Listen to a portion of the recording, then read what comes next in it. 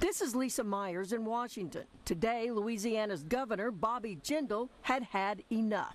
They sound idiotic to us. He lashed out at top BP officials for a series of statements, including those minimizing the spill. And this picture speaks 1,000 words. Suggesting perhaps BP's board should clean house.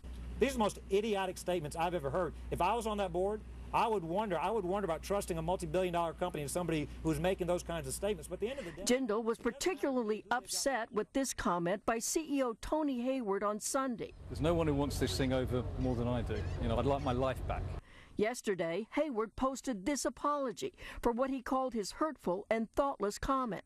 I'm sorry for inconveniencing him. I don't know what he'd be doing. Maybe he'd be on a summer vacation. But we are permanently changing people's lifestyles down here.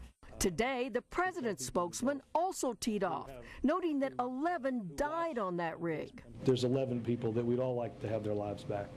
On East Grand Terre, a Louisiana barrier island, a heartbreaking discovery today.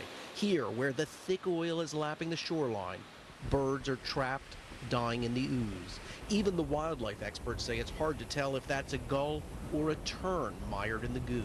We are literally almost about 100 miles from the actual oil spill, and you're seeing this kind of heavy oil here already. This is incredibly sad. It didn't take but minutes for Governor Bobby Jindal to find a brown pelican, and then another, drenched in oil. Their struggle, a contrarian symbol, as the governor argues the struggling economy here needs more oil drilling. Governor Jindal is calling on the White House to lift its current moratorium. When you stand here and look at that, how do you balance the desire to continue oil drilling with the disaster and that right there? You know, the reality is we shouldn't have to choose between safe domestic production of energy and safeguarding our wildlife and our coast and our way of life.